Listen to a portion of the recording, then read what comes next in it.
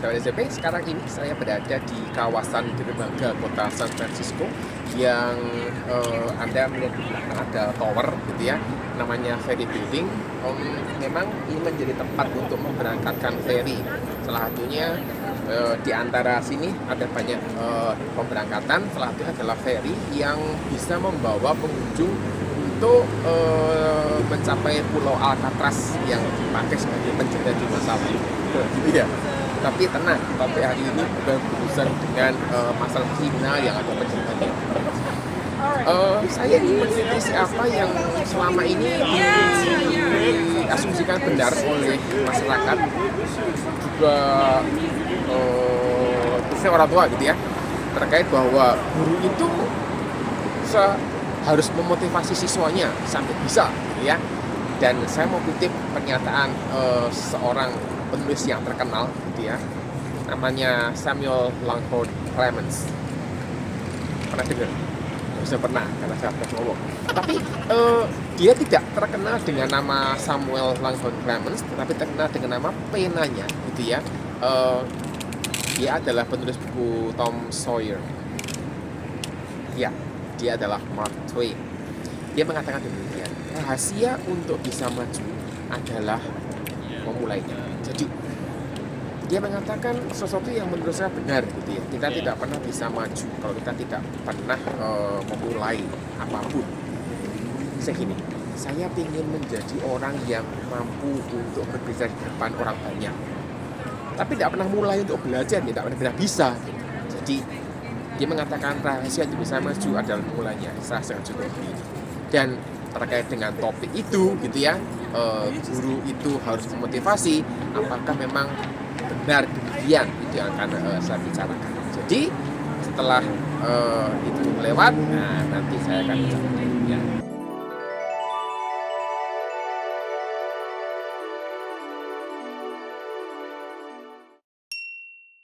Masalah terbesar yang dihadapi oleh guru saat ini adalah siswa, kalau dosen mahasiswa ya, adalah pembelajar yang tidak punya motivasi untuk belajar. Situasi ini membuat hasil belajarnya buruk, kelas tidak kondusif begitu ya, karena tidak punya motivasi, masuknya harus dipaksa misalnya, jadi malas-malasan, bikin ribut di kelas, bikin kacau dan seterusnya. Kemudian timbul satu asumsi bahwa ya kalau siswa atau mahasiswa tidak punya motivasi, seharusnya guru itu harus memotivasi. Jadi masyarakat berasumsi bahwa memotivasi ini adalah tanggung jawabnya guru. Sehingga kalau ada siswa hasil belajarnya jelek, kemudian guru mengatakan ya ini siswa ini tidak punya motivasi, ya harus dimotivasi. Saya sudah mengerjakan itu, tapi belum berhasil, ya berarti belum berhasil, harus bisa berhasil. Nah ini adalah asumsi atau pandangan yang dipakai masyarakat hingga hari ini. Bahkan juga ada beberapa orang yang saya kenal dengan baik juga mengatakan hal yang sama gitu. Jadi kalau ada mahasiswa tidak bisa lulus karena tidak ada motivasi, harus dimotivasi. Dari coba tidak berhasil, ya berarti harus coba sampai bisa. Nah ini yang saya akan koreksi. Saya setuju bahwa memotivasi siswa adalah tugas guru, tetapi itu adalah salah satu tugasnya guru. Jadi bukan tugas utamanya, karena tugas utamanya guru adalah mengajarkan ilmu, berada di ranah akademik, transfer ilmu, membuat siswa ini belajar terkait dengan akademiknya. Jadi plus tugas sampingannya yang banyak itu gitu ya. Yang namanya mengajar pasti ada evaluasinya. Kalau ada evaluasinya berupa tes, ujian sebagainya, pasti perlu koreksi. Kalau di dalam proses belajar juga memerlukan siswa ada latihan dan sebagainya, juga perlu koreksi apakah ngerti atau enggak. Itu tugas-tugas tambahan lain yang dikerjakan di luar jam kerja sekolah. Biasanya setahu saya koreksi dikerjakan ketika ada di rumah. Dan bahkan itu juga yang dialami teman-teman guru yang mengajar di negara maju. Jadi kalau orang mengatakan guru di Indonesia itu lembur, pasti saya mau katakan guru di negara maju juga lembur. Kapan lemburnya? Waktu koreksi.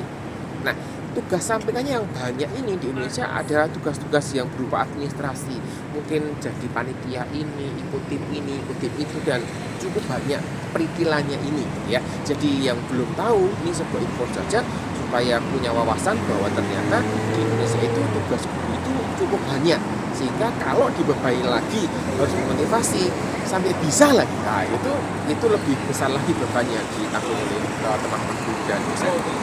Saya pernah berbicara dengan salah satu dua orang, setidaknya dua orang yang lulus dari program studi pendidikan, dan kedua teman saya ini menyampaikan bahwa memang selama mereka kuliah itu tidak ada mata kuliah khusus terkait dengan memotivasi.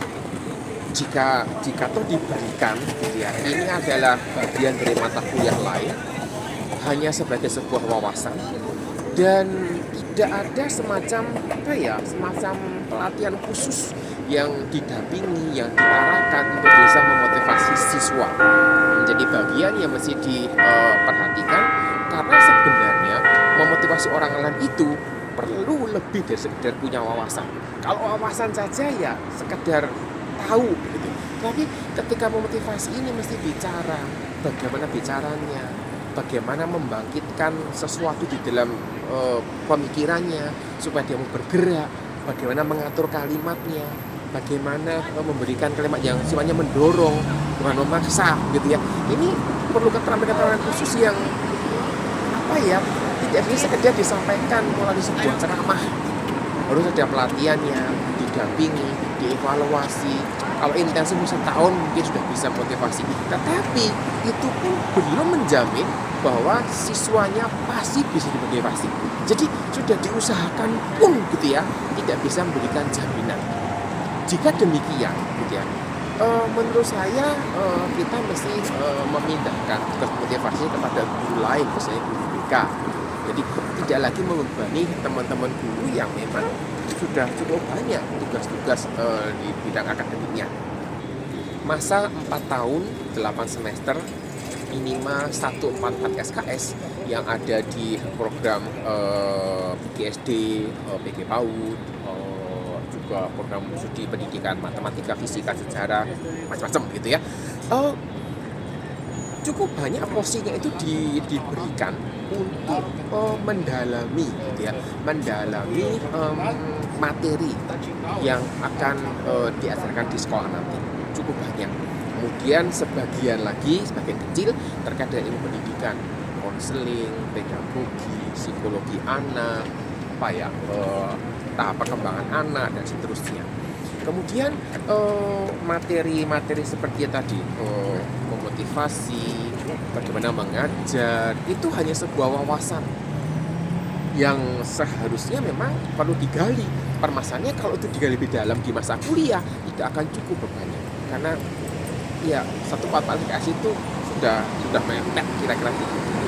Dan mahasiswa akan banyak menggali ilmu tentang mengajar ini justru ketika mereka nanti melakukan praktek mengajar di sekolah. Nah, buat yang kelewatan, ada 2 video. Yang pertama ini gitu ya, itu praktek tips untuk praktek mengajar gitu ya. Karena ada 10, maka saya bagi 2, 5 hanya bagian keduanya. Bagi kedua juga akan saya berikan. Jadi yang kelewatan bisa dicek, bisa dipraktekkan gitu ya.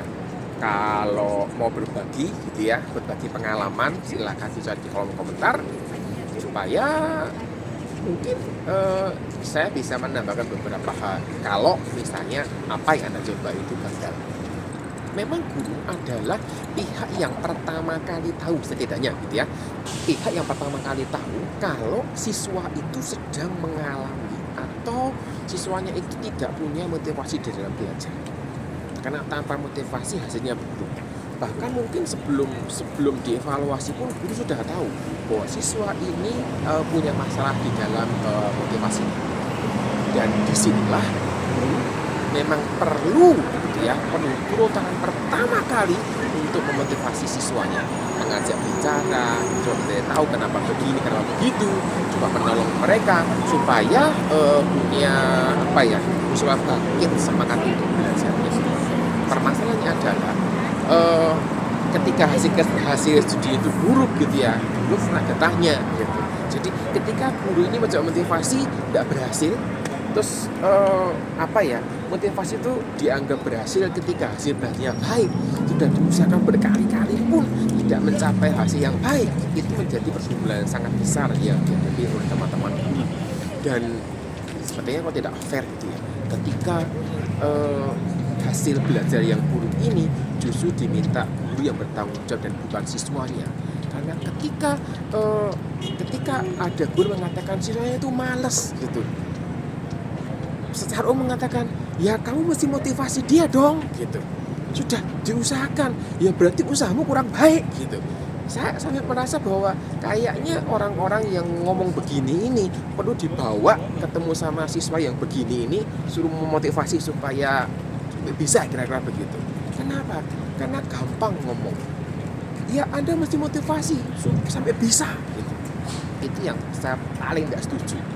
Kalau saya boleh katakan jujur, saya sangat marah dengan fakta ini. Sehingga saya mau bela teman-teman guru hal ini. Kenapa? Karena sekali lagi, memotivasi itu ada ilmunya dan tidak sembarangan orang bisa memotivasi orang lain. Satu bagian yang buat saya itu berpikir itu praktisnya aja ya.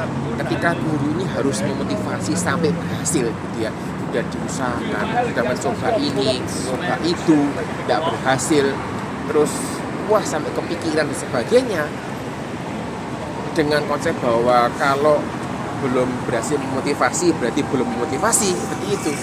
Pertanyaannya adalah bagaimana dengan nasib pembelajaran di kelasnya? Biasanya ya tetap harus jalan. Ini tidak fair gitu. Ini tidak fair. Kenapa? Karena sudah mengusahakan sedemikian rupa sampai kepikiran gitu ya, mengalokasikan waktu dan energi sangat besar gitu ya, tapi tugas mengajar tidak boleh berkurang seperti itu. Maka susah sih orang mengatakan kan itu bisa diatur begitu ya, ngomong sih gampang gitu, tapi coba orang yang ngomong menggampangkan atau menganggap remeh urusan motivasi ini, silakan datang, silakan ketemu sama gurunya, minta dikasih kasus yang sudah dimotivasi berulang-ulang tidak berhasil itu, kasih ke orang ini untuk motivasi. Kalau dia bisa gitu ya, itu lebih baik dia jadi guru aja. Maksudnya gini, maksud saya mari kita menempatkan orang dengan tepat gitu. Dan ada hal-hal yang kita mesti prioritaskan. Ketika orang masuk ke dalam satu tahap menjadi guru, maka dia itu punya prioritas adalah mengajar, menerangkan materi, fokus di akademiknya. Di luar itu menjadi sebuah sampingan. Sehingga jangan sampai yang sampingan ini justru mendominasi proses kerjanya dan mengganggu hal-hal yang menjadi bahan utama di dalam bidang tadi. Oleh karena memotivasi orang itu bukan hal yang mudah, ada ilmunya, harus dilatih secara khusus gitu ya. Maka kemampuan guru untuk bisa memotivasi ini sangat dipengaruhi oleh banyak hal.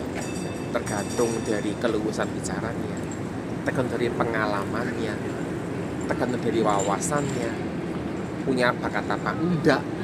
Ada cukup banyak hal-hal yang mempengaruhi kemampuan guru untuk bisa motivasi ini.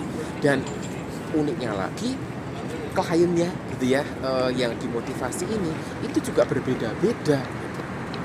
Ada yang bandel, ada susah untuk digali informasinya, dan ini menjadi kendala tersendiri yang dihadapi teman-teman guru ketika mereka harus memotivasi sampai berhasil, sedangkan mereka tidak punya ilmu untuk itu, sedangkan mereka tidak dilatih untuk itu. Kalau misalnya gitu ya, program pendidikan guru itu misalnya gitu ya, kuliahnya 10 tahun gitu ya, mungkin bisa diberikan. Tapi siapa yang mau kuliah 10 tahun? Tidak ada yang mau pasti. Jadi pasti ada solusi lain yang dipakai untuk bisa menyelesaikan hal ini dan tidak berkutat pada melimpahkan semuanya kepada guru yang bersangkutan. Seperti beberapa kali dalam episode sebelumnya saya pernah sampaikan bahwa di sekolah itu ada satu yang kurang dioptimalkan gitu ya, kalau dalam bahasa vulgar lagi kurang dimanfaatkan kira-kira begitu, adalah teman-teman guru BP, guru BK. guru BK adalah guru yang memang belajar secara khusus ilmu yang berhubungan dengan psikologi siswa, ilmu yang berhubungan dengan perilaku dan sebagainya, sehingga cukup dekat gitu ya kemampuannya ini dengan kemampuan untuk memotivasi.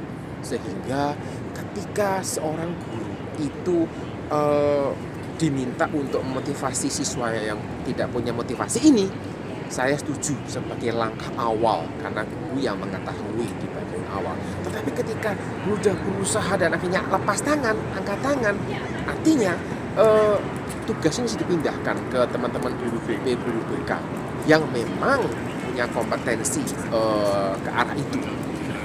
Dan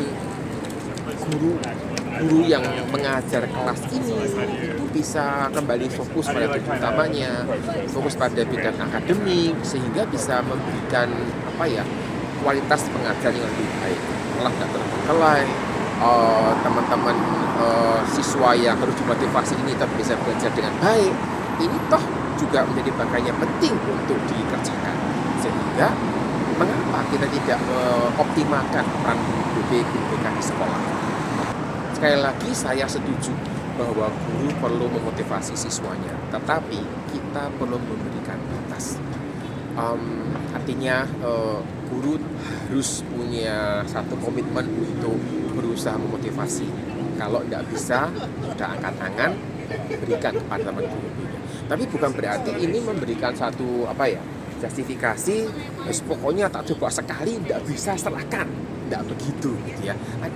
Mari kita ngetes gitu ya, mana batasnya. Kalau sekali lagi, jika Anda sahabat tidak percaya memotivasi itu adalah sesuatu yang kompleks dengan banyak sisi yang harus diperhatikan, silakan coba jadi guru. Anda boleh mencoba jadi guru. Dan silakan untuk melihat apa sih yang dirasakan teman-teman guru ini. Jadi saya punya pengalaman gitu ya, berdiskusi dengan seseorang, dan dia mengatakan bahwa kalau ada mahasiswa di kelas Anda itu tidak lulus, nilainya buruk, kemudian dijawab karena tidak punya motivasi, ya dosen harus motivasi. Saya bilang sama dia, saya setuju gitu. Tapi kalau udah dimotivasi dan tidak berhasil, rekan saya mengatakan itu berarti Anda belum memotivasi dia. Saya bilang tidak bisa, karena saya sudah berusaha. Kalau saya sudah berusaha, sudah maksimal, dan saya menyerah, apakah tidak boleh? Teman saya tidak bisa menjawab apa-apa, tetapi tetap mengatakan bahwa saya salah. Kenapa? Karena saya itu belum memotivasi sampai berhasil.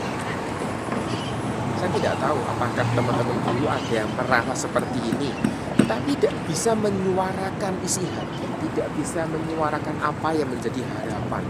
Kenapa? Karena keterbatasan.